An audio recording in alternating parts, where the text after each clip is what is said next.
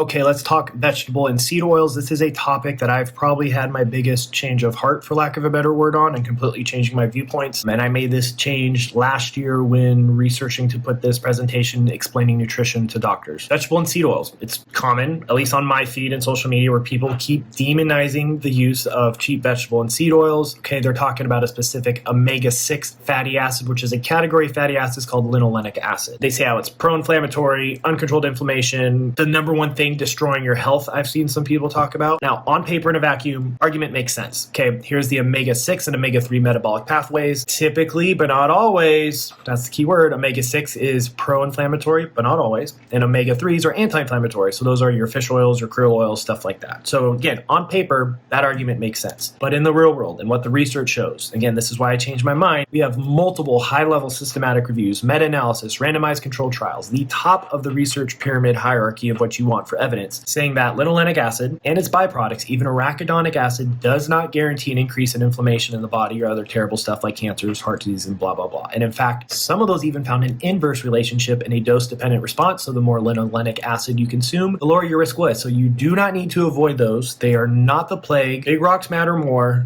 Don't worry about silly minutia like that.